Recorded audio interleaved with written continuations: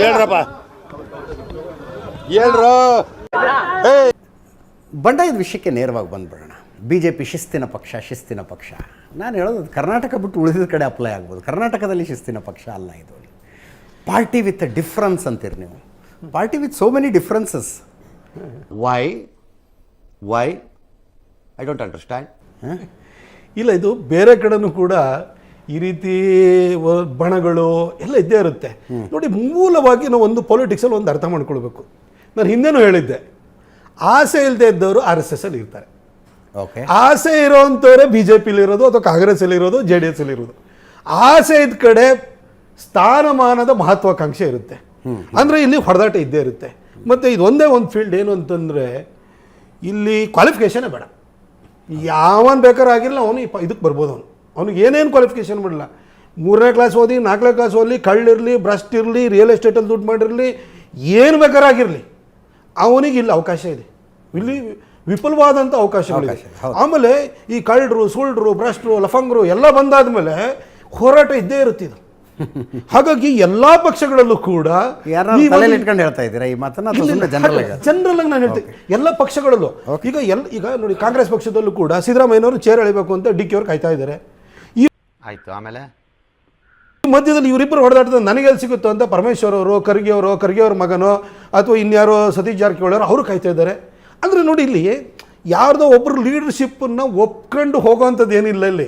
ಇಲ್ಲಿ ಎಲ್ಲರೂ ಕೂಡ ತನ್ನ ಮಹತ್ವಾಕಾಂಕ್ಷೆಗೆ ಅನುಗುಣವಾಗಿ ಪಾರ್ಟಿ ಬೀದಿ ಜಗಳ ಆಗಿಲ್ಲ, ಕಂದು ಬೀದಿ ಜಗಳ ಆಗಿದೆ. No comments. ಇಲ್ಲ, ಕಾಂಗ್ರೆಸ್ ಅಲ್ಲಿ ಅದೊಂದು ನಾವು ಅಪ್ರಿಷಿಯೇಟ್ ಮಾಡಬೇಕು. ಯಾಕೆಂದ್ರೆ ಸಿದ್ದರಾಮಯ್ಯನವರು ಮತ್ತು DK ಅವರ ಮಧ್ಯದಲ್ಲಿ ಆ ಚೇರಿಗೋಸ್ಕರ ಅಷ್ಟು ಗುದ್ದಾಟ ಇದ್ರೂ ಕೂಡ ಚುನಾವಣೆ ಬಂದಾಗ ಅವ್ರು ಹೊಂದಾಗ್ಬಿಡ್ತಾರೆ. ಆದರೆ ನಾನು ಈ BJPಗೆ ಸೀಮಿತವಾಗಿ ನಾನು ಹೇಳಬೇಕು ಅಂದರೆ ಕೆಲವೊಂದು ಇಂಟರ್ನಲ್ ವಿಚಾರ ಇರುತ್ತೆ. ಆದರೆ ನೀವು ಒಂದು ಸ್ವಲ್ಪ ಹಿನ್ನೆಲೆ ನೋಡಿ. ಈಗ ಒಂದು 15 ವರ್ಷಕ್ಕೆ 20 ವರ್ಷಕ್ಕೆ ಹಿಂದಕ್ಕೆ ಹೋಗೋಣ. ಆಗಲೂ ಕೂಡ ಇವೆಲ್ಲ ಇತ್ತು. BB ಶಿವಪ್ಪನವ್ರನ್ನ ಪಾರ್ಟಿಯಿಂದ ಹೆಂಗೆ ಹೊರಗೆ ಹಾಕಿದ್ರು, ಯಾವ ಕಾರಣಕ್ಕೋಸ್ಕರ ಹೊರಗೆ ಹಾಕಿದ್ರು, ಅದೆಲ್ಲ ಗೊತ್ತಿರೋಂಥ ವಿಚಾರನೆ. ಯುದ್ಧಗಳು ಮೊದಲಿಂದಲೂ ನಡ್ಕೊಂಡು ಬಂದಿದ್ದಾವೆ. ಪದವಿ ಆಕಾಂಕ್ಷೆ ಇಲ್ಲಿ ಇರುತ್ತಲ್ವಾ. ಈ ಪಾಲಿಟಿಕ್ಸಲ್ಲಿ ನಿಮ್ಗನ್ನ ಚೇರ್, ಈಗ ಒಬ್ಬ MLA ಆದ ಕೂಡಲೇ ಅವನಿಗೆ ಫಸ್ಟು ಮಂತ್ರಿ ಆಗಬೇಕು ಅಂತ ಆಸೆ ಬಿಡುತ್ತೆ. ಮಂತ್ರಿ ಆದ ಕೂಡಲೇ ಆ ಮುಖ್ಯಮಂತ್ರಿ ಆಗಬೇಕು ಅಂತ ಅವನಿಗೊಂದು ಒಳಗಡೆಯಿಂದ ತುಡಿತ ಬಂದ್ಬಿಡುತ್ತೆ. ಅವನು ನನಗೆ ಈ ಯೋಗ್ಯತೆ ಇದೆಯಾ ಇಲ್ವಾ, ನಾನು ಜನರಿಗೆ ಕೆಲಸ ಮಾಡಬೇಕು, ನಾನು ಬಂದಿರುವಂಥದ್ದು ಸೇವಾ ಉದ್ದೇಶದಿಂದ ಇದು ಯಾವುದೂ ಬರಲ್ಲ. ಅವನಿಗೆ ಚೇರ್ ಅಷ್ಟೇ. ನೀವು ಯಾರನ್ನೇ ಹೋಗಿ ನೋಡಿ, ಯಾವುದಾದ್ರು ಪಾಲಿಟಿಷಿಯನ್ ಜೊತೆ ನೀವೆಲ್ಲರೂ ಒಂದು ಕಡೆ ಕೂತ್ಕೊಳ್ಳಿ, ಅವ್ರ ಹತ್ರ ಒಂದು ಚರ್ಚೆ ಮಾಡಿ. ಕಾನ್ಸ್ಟಿಟ್ಯೂನ್ಸಿಗೆ ಒಳ್ಳೆ ಕೆಲಸ ಮಾಡಬೇಕು, ಇಂಥ ಯೋಜನೆ ತರಬೇಕು ಅಂತ ಮಾತಾಡುವಂಥ ಪಾಲಿಟಿಷಿಯನ್ಸ್ ಎಷ್ಟು ಜನ ಇದ್ದಾರೆ ಹೇಳಿ? ಎಲ್ಲರೂ ಕೂಡ ಯಾವ ಗುಂಪಲ್ಲಿರಲಿ, ನನ್ನ ಜಾತಿ ಎಷ್ಟಿದೆ, ನನ್ನ ಸಂಖ್ಯೆ ಎಷ್ಟಿದೆ, ಇದ್ರ ಮೇಲೆ ಹೊಡೆದಾಟ ಮಾಡ್ತಿರ್ತಾರೆ.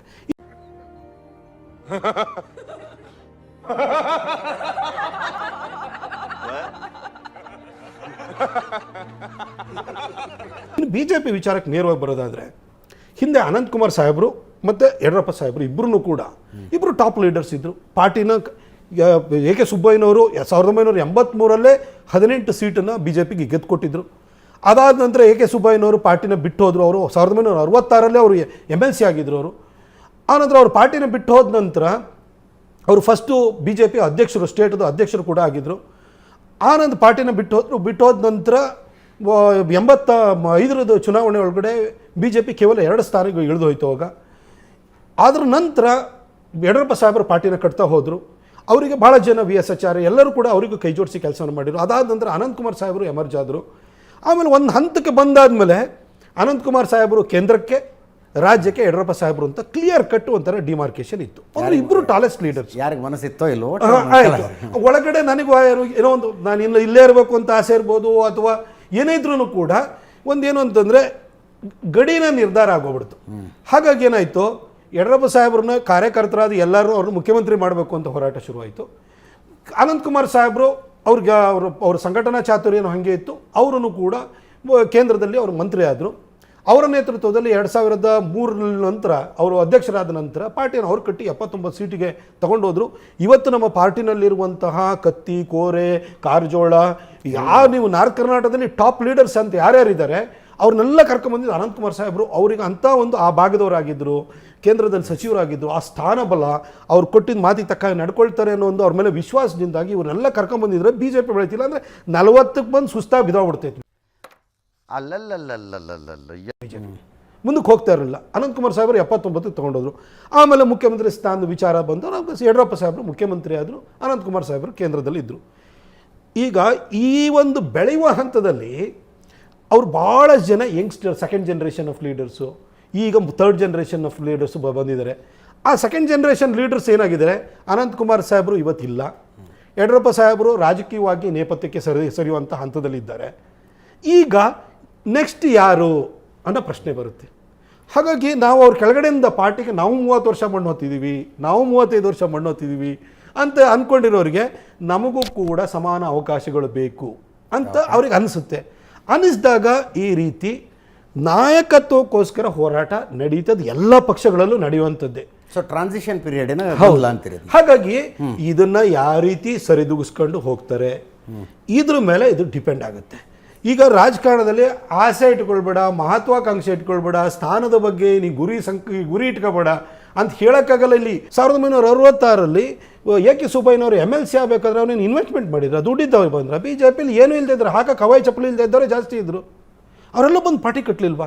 ಆಯಿತು, ನಾನು ಸಂಸದನಾಗಿ 2014 ನಾನು ನಿಮಗೆ ಆ ಟೋಟಲ್ ಅಮೌಂಟ್ ನಾನು ಇಲ್ಲಿ ಹೇಳೋಕ್ಕಾಗಲ್ಲ, ಆಯಿತಾ? ಯಾಕಂದ್ರೆ ಒಂದು ಚೂರು ಆಚೆಚೆ ಎಕ್ಸಿಡ್ ಆಗ್ಬೋದು ಅದು. ಆದರೆ ಇಲ್ಲಿ ಬೆಂಗಳೂರಿನಲ್ಲಿ ಒಬ್ಬ ಕಾರ್ಪೊರೇಟರ್ಗಿಂತ ಕಮ್ಮಿ ದುಡ್ಡಲ್ಲಿ ನಾನು ಎಲೆಕ್ಷನ್ ಗೆದ್ದಿದ್ದೀನಿ ನಾನು. ಈಗ ಜನ ಏನು ದುಡ್ಡು ಕೇಳಲ್ಲ ಯಾರನ್ನು.